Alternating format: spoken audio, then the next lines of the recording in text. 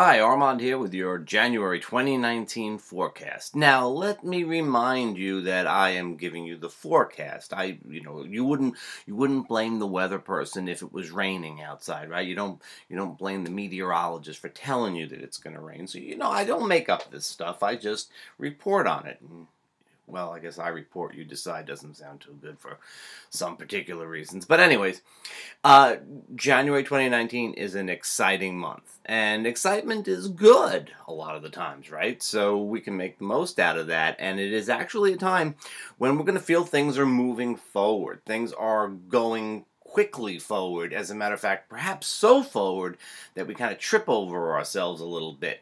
It's an important time to keep in mind that things are going quickly. You got to grab opportunities when they come up, and it's seizing opportunities in the midst of chaos. That's January 2019.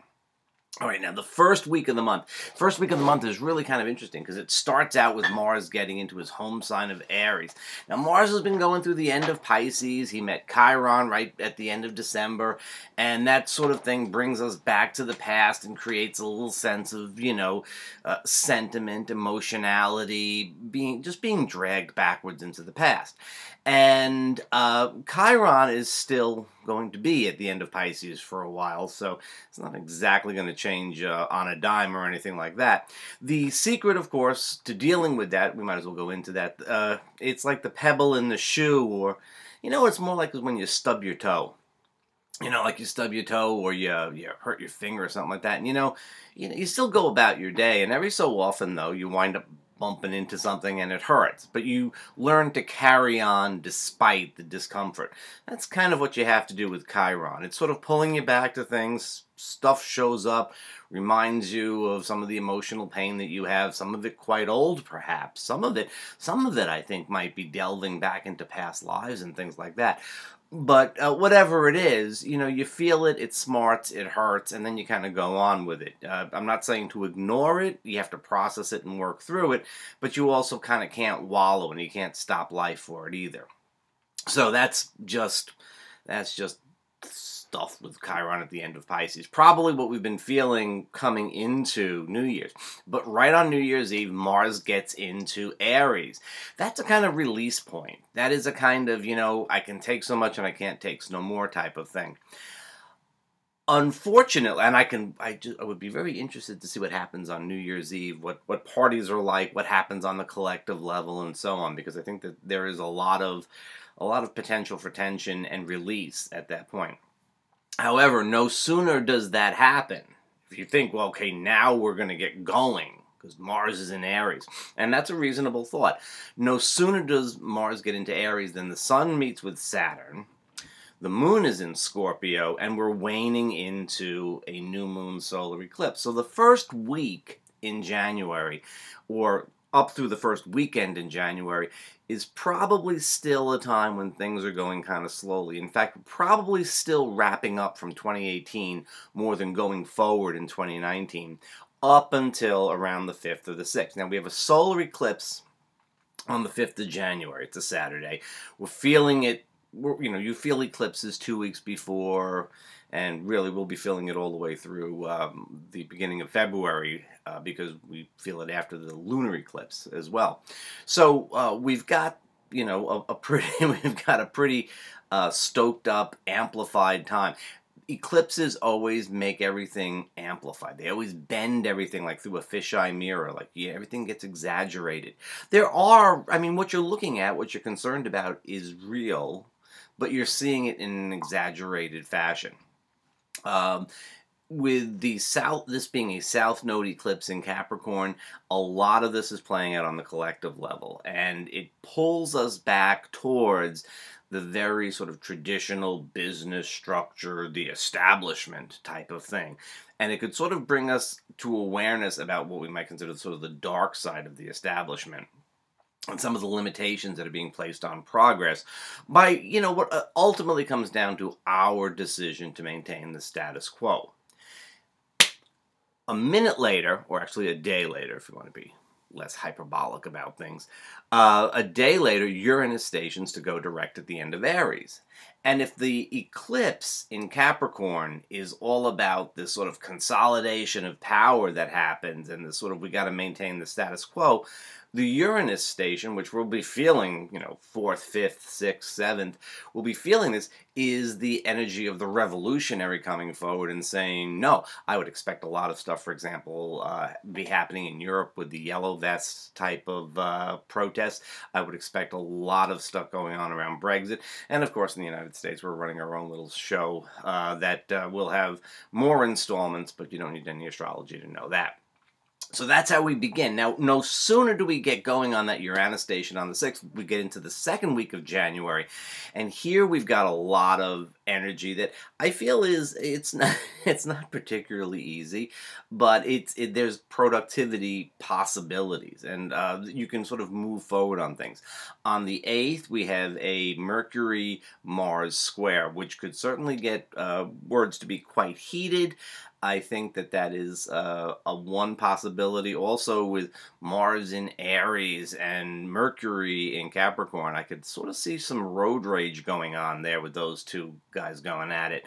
Mercury in Capricorn is kind of the traffic jam, and Mars in Aries is not going to stand for it, wants to move fast. So that could be a little bit of a problem.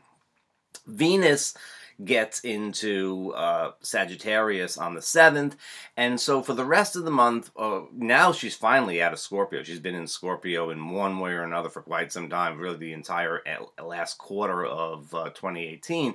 So now this kind of more going forward, outgoing, a little bit easier for our social life. That's one easy part of January 2019, is that the social aspect of things should be going a little bit more easily, more willing to try new things, try new people. Just there's a flexibility that comes into socializing, into our relationships, and probably also into business as well, as we start to consider new possibilities. Venus, of course, is going to meet up. Of course. Venus is going to meet up with Jupiter during her stay there. That'll happen on I'm checking my notes over here, that's right, on the 22nd.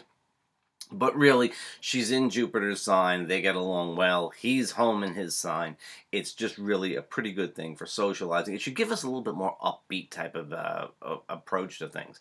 And we're going to need that. Going back to the second week of the month, we have the Sun is conjunct Pluto, and that's going to happen around the 11th. Right around that time, the issue is, okay, who has the power? The Sun is the solar power. Pluto is this very distant but sort of the power broker thing. It's going to resonate very much with the eclipse that happens on the 5th. So we have this week between the 5th and the 11th is kind of the power structures on the one hand and the revolutionaries on the other. And who is going to step in? Who is going to step in to sort of mediate this, or to broker something, or perhaps to just sort of resolve it by bringing us to another place? It's an interesting question, and we'll have to see. Mercury hits Pluto. Mercury doesn't hit Pluto. Mercury arrives at Pluto on the 19th, sort of getting into the third week of the month. And at this point in time, we're looking at communications that would be quite serious, quite heavy, perhaps, and we'll definitely have this sort of feeling of like, I've got to get to the bottom line.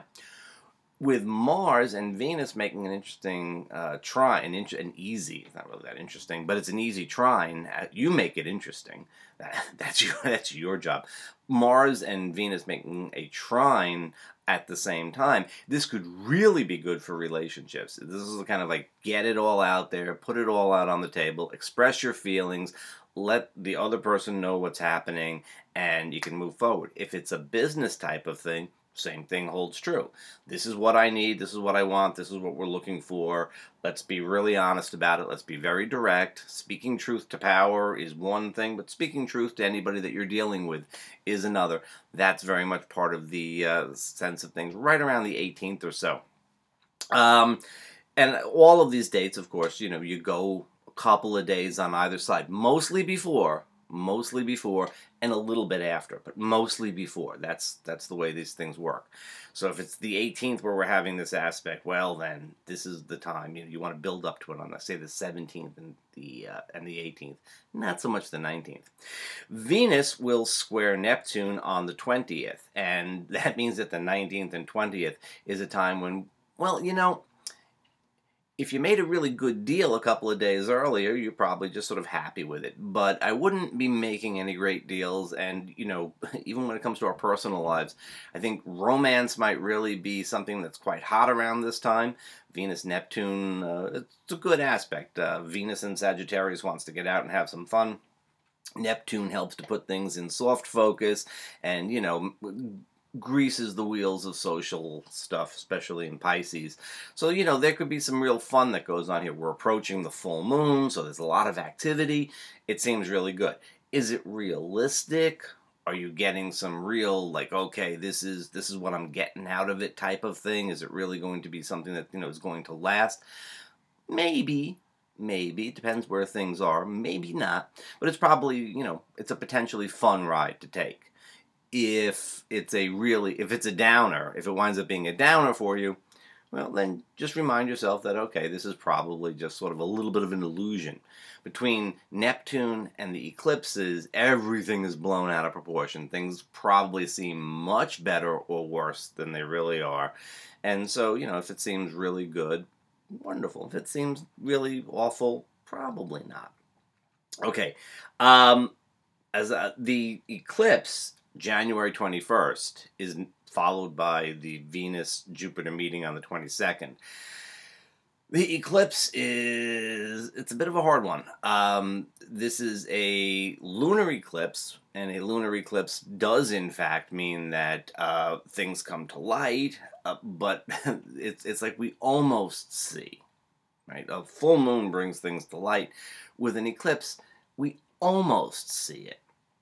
And the moon is going to be in the sign of Cancer. There is that pull towards a sort of organic, who's my clan? Who am I really close with? Where's their real connection with people? And we almost sort of feel we have that. Venus-Jupiter could really, really help. Venus-Jupiter could really help us to sort of sort things out. Maybe not right at the eclipse. With full moons are never a good time to sort things out. You see what's going on. Maybe as we go forward from that, we can sort of get some more information and bring it together.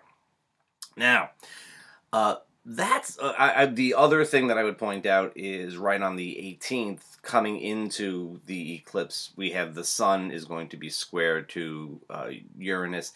That is a time, again, this is a time when there's a lot of stuff going on, right? And that is a time when there's like to be a high energy, kind of impulsiveness, erratic. You don't necessarily, right around the middle of the month and going a little bit beyond that, you're going to watch for people to be a little bit irritable, the playing by the rules versus doing your own thing. Do I have to stay at work? I'd really rather go type of thing. You give me extra work to do, but I want to do what I want to do. All of that sort of stuff. It could be in relationships. It could be, why do we always have to do what you want to do? Why can't we do what I want to do? Why don't I just go do what I want to do and you do whatever you want? That type of thing. Give yourself and others a little bit of space right around that mid-month time. Again, this is a period of time when you're sort of coming to some agreements with folks and stuff like that too. Make sure that you're advocating for yourself. Make sure you're not over-advocating for yourself. As we get to the end of the month, things may smooth out a little bit in terms of our personal stuff. I think February is certainly a month where we're going to be doing a lot of integrating of what happens in January. There are a couple of big things that happen, though, this month that really function on the collective level. The first is on the 13th, Jupiter is going to be square to Neptune. And then on the 31st, Saturn is going to be sextile to Neptune. Reasonably speaking, we could say that both of these aspects are in effect all month long. So let's think about what they do. Jupiter in Sagittarius is kind of our belief systems, what we're sure is true. It has a lot to do with, who we are and the stories that we tell ourselves culturally, religiously, and otherwise. Neptune in Pisces, means a lot of things, but in this particular context, it's a clash of belief systems. It's a clash of belief systems. This will almost certainly play out in the area of refugees, immigrants, and things like that, whether it is Europe or whether it is the wall, the Mexican border wall in the United States or any place else. Refugees, people who are displaced, and why we can't fit them in. You know, who can be fit in, where would we be willing to do such things, where would we be willing to make some accommodations, where are they willing or not willing to adapt. Those questions are very popular, they're very prominent with Jupiter square Neptune, especially look towards mid-month. Again, coming out of that exact aspect on the 13th and getting up to about the 18th, you'll probably see some very heated stuff about that.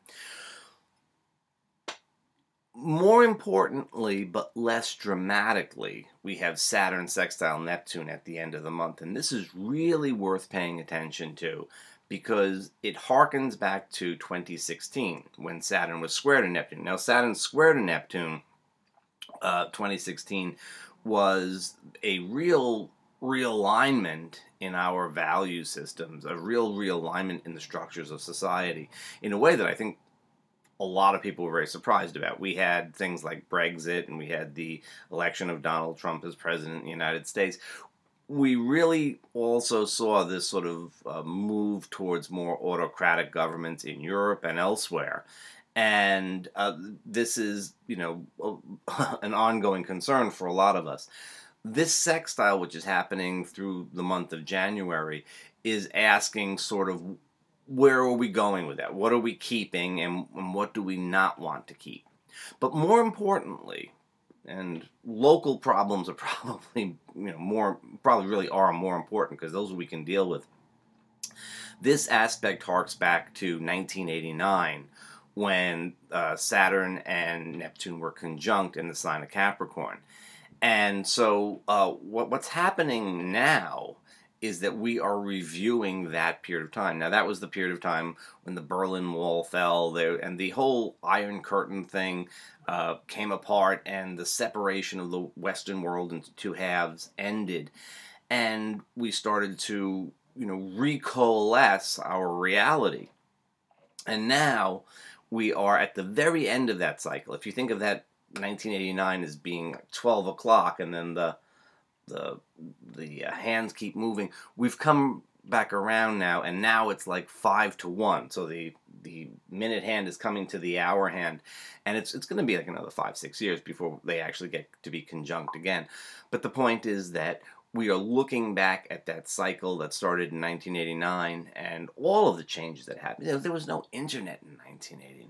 You know, think about what things were like. It was a very different world in 1989.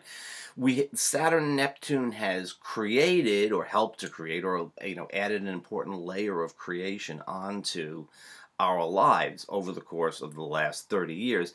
Now we are in this position of starting to kind of figure out, well, okay, what's good, right? What's a keeper, and what do we want to discard? And pretty much for the next 6 years, we're going to be kind of working on that process. And when they have their new meeting, it's out there, 6-7 years. That's about a 37-year cycle, so you figure it out. Or look it up, or I'll tell you next month or something like that. But it'll be at that point in time when we kind of hit the reset button again. Until then, we have this work to do. So kind of as you look at the news, you look at the collective, you look at what's going on, don't forget to sort of reckon it towards 1989 and some of the things that have happened since then. A good point of more local reference would be 2006, when the two planets were opposite to each other. That's kind of another little turning point, and you can sort of see what's happened since then. But there's cycles and cycles and cycles. At this point in time, I would really look for things that are directly related to 1989 that might be of interest. You know, that's if you have time. With your personal lives and with our collective, there's going to be a lot going on. You may not be all that reflective. You may not be looking back to the 1980s. You may be very much concerned about January of 2019. Keep your eye on the big picture, keep your eye on the goals that you want to accomplish, and you want to approach it exactly that way. Look for opportunities as they come up. Expect that there's some delays, expect that it's rather choppy waters, but you can sail through them. And I'll see you next month.